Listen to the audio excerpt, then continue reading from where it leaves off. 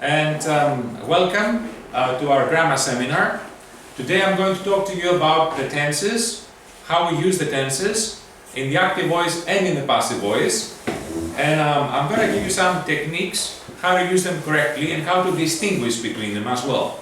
I'm going to cover all the tenses in a little less than 2 hours, and we're going to be conducting some speaking activities because it's very important not only to know the tenses in theory, but to be able to use them in practice, to integrate the use of the tenses into our daily speech. So I'm going to divide this presentation into 3 segments. The first segment is going to deal with the present tenses. The second segment will deal with the past tenses, and the third one will deal with the future tenses. So let's dive right into it and begin with the present tenses, which is one of the areas that poses the greatest difficulty for most Greek learners. And the reason is very simple. Let's start with 3 sentences in Greek that you can see right there. Okay, since you are speakers of Greek, I suppose you can read these 3 sentences for yourselves. What these 3 sentences have in common is that we use the same tense in Greek for all 3 sentences. So here's what the Greek verb is at the beginning of the sentence. And as you notice, it's exactly the same tense. One tense. Whereas the problem is that in the English language we use 3 different tenses to talk about these 3 different things. So if you're using Greek grammar, most likely you're going to make mistakes or you're going to be confused. Now, why do we use 3 different tenses? Because these 3 sentences have 3 different functions. The first one is to describe a habit, as you can see from the end of the sentence. The second one is to talk about what's something happening right now. And the third one talks about duration, how long something has lasted. These are 3 different functions in English, and for each one of these functions we need a different tense. Okay, so let's start with the simple present and how we use the simple present. The first use of the simple present is to talk about a habit. And the way I'm going to be presenting the tenses is as follows. I'm going to have some highlighted parts that will be highlighted in yellow, and I'm going to have some underlined parts. These are quite important. The highlighted parts are the parts of the sentence containing the tense that we're using. And the underlined part is the part that contains a key word or phrase that helps you remember which tense to use, or it guides you which tense to use. Because the best way to learn to use the tenses is by relating them to certain key words or phrases. And whenever you see these key words or phrases, you should automatically use a particular tense. So the simple present is used to talk about habits, and the key word is the underlined word, which is the word usually. So whenever you see the word usually, that means you should use the simple present. Why? Because with the word usually we refer to a habit, something that happens in most cases, most often. Here's a question that we need to answer. What do you usually do in the evening? Or what do you do for fun? When somebody asks you this question, what do you usually do for fun, what do you usually do in the evening, you answer by using the simple present. So here's a sample answer. I usually surf the internet. Or you can say, I usually watch television. Or I usually work out in a gym. As you can see, the verbs surf, watch, and work out are highlighted in yellow. As you can see, these are all in the simple present. Okay. Another word we can use instead of usually is the word normally, which means more or less the same thing as usually. So you can also say, I normally surf the internet in the evening. Okay, or you can sometimes use the word always if you always do that. There's no exception to it. Now let's move on to the second use, which is to talk about the routine. So when somebody asks you a question such as, how do you spend a typical day? The underlined part is a typical day. So a typical day is a day like all the others. It's not today, it's not yesterday, it's not tomorrow. It could be any day. You answer this question by using the simple present again. So one sample answer is, on a typical day, I wake up early, take a shower, have breakfast, put on some clothes and go to work. Okay, so we talk about things that we do almost every day. There might be some exceptions, but on most days, that's what we do. And the third use of the simple present is to talk about frequency. In response to a question such as, do you go clubbing often? Or how often do you go clubbing? Whenever you see the word often or the phrase how often, then you know that you have to use the simple present. So here are some sample answers to the previous question. So you can say, if you do not really go clubbing a lot, you can say, I never go clubbing. Notice that the word never is placed in between the subject, I, and the verb, go. So you say, I never go clubbing. That's because the word never is an adverb of frequency. And those adverbs of frequency, go between the subject and the verb. Or you can use the phrase hardly ever, which means almost never. I hardly ever go clubbing. Or you can use one of these two words, I seldom or rarely go clubbing. They mean more or less the same thing. Another way to answer this question is by using a so-called adverbial phrase. An adverbial phrase is a phrase used at the end of a sentence, which answers exactly this question, how often do you go clubbing? So you can say, I go clubbing once a week, or I go clubbing twice a month, or I go clubbing 3 times a year. So once a week, twice a month, 3 times a year are phrases, adverbial phrases, that we put at the end of the sentence, and they indicate that we have to use the simple present. Now we haven't said anything about the passive voice yet. So here's an opportunity for us to look at the passive voice. The fourth use of the simple present is to refer to a generalization, a general statement. For example, if somebody asks you this question, generally speaking, are languages learned easily? Are learned is the simple present in the passive voice. So how do we form the simple present in the passive voice? We use the verb to be in the simple present. M is are, and the past participle of the main verb. The main verb is learn. It's a regular verb, so the past participle is learned. So languages are plural, so we use are. So once again, the question is, generally speaking, are languages learned easily? And here's a reply to that question. Generally speaking, languages are learned easily with the right method. Okay. Now I'm going to ask you some questions which require the use of the passive voice in the simple present. So I'm going to ask any one of you to answer the first question. What do you think? Please try to use the simple present in the passive voice. What do you think? Is English widely spoken around the world today? I'd like you to give a full reply, if possible. Yes, the English language is widely spoken around the world. That's correct. Very good. Thank you, John. So the English language is widely spoken around the world today. So the answer to that question is yes, it is. Right, now another question of a more private character. Is your house cleaned often? That's again the simple present, but in the passive voice. The word house is singular.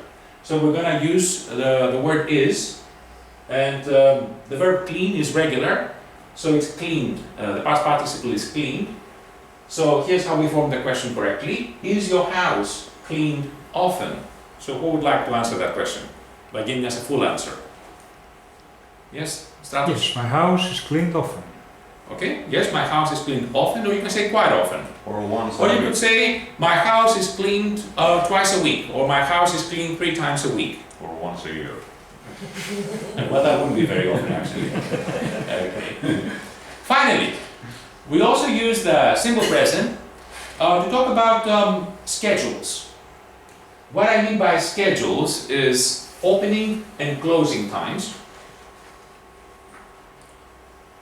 start and finishing times, departures and arrivals. Here are some examples. The shop opens at 9 in the morning and closes at 8 in the evening. You see, we use the simple present. That's because it always happens. There are no exceptions. Start and finish time. Class starts at 6 in the evening and ends at 8 in the evening. Departure and arrival times. The bus, the train or the airplane leaves at 3:30 and arrives at its destination at 6:12. Okay. Now, I'm going to move on to the second tense, which is the present continuous. One of the problems that Greek students are often facing is distinguishing between the simple present and the present continuous.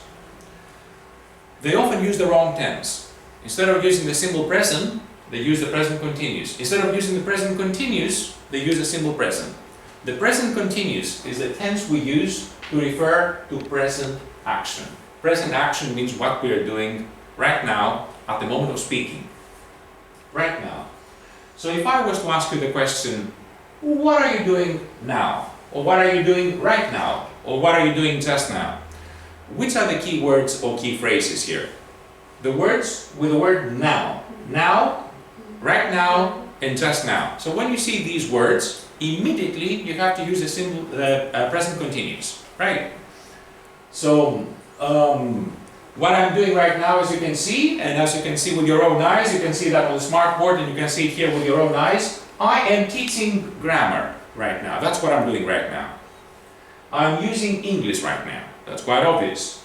And I'm speaking to you right now. So these are 3 things that I'm doing right now.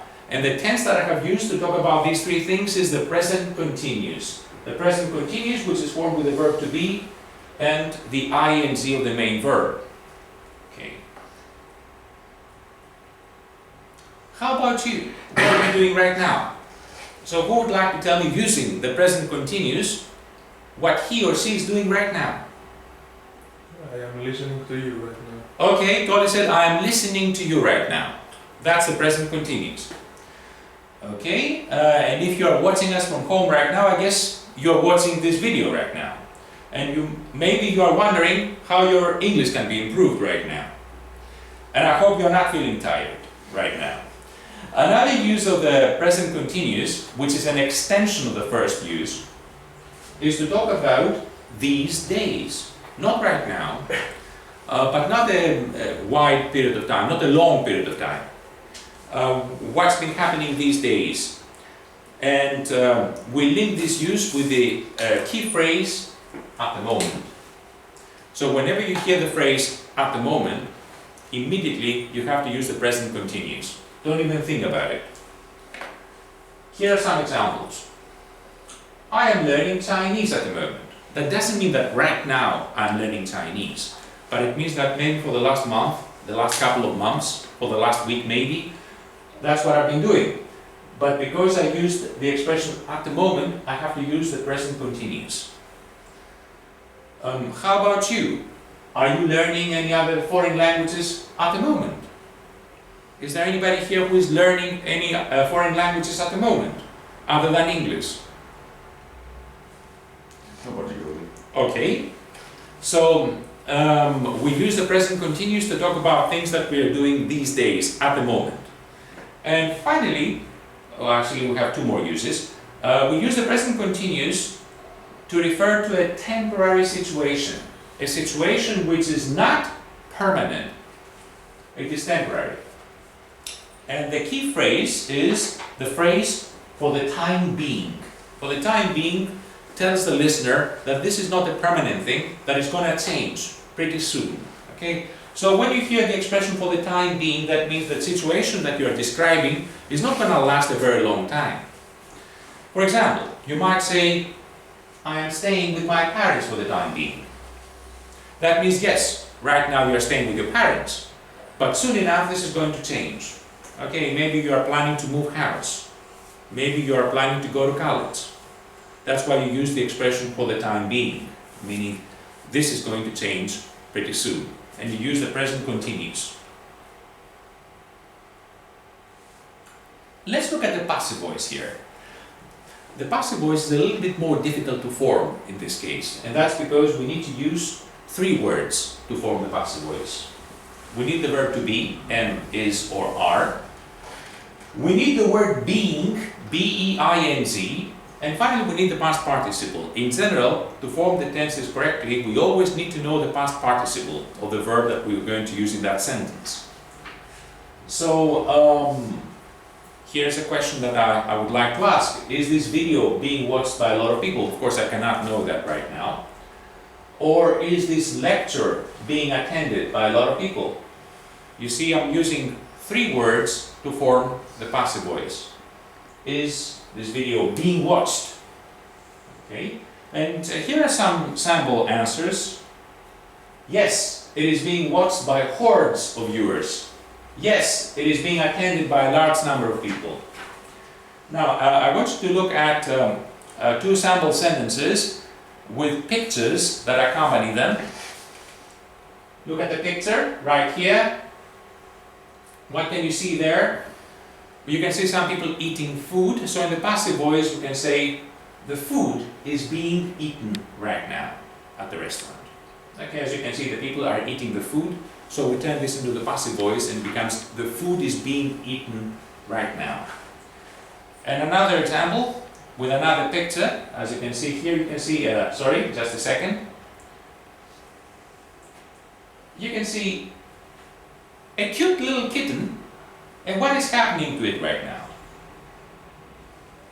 Well, the cat is being fed right now.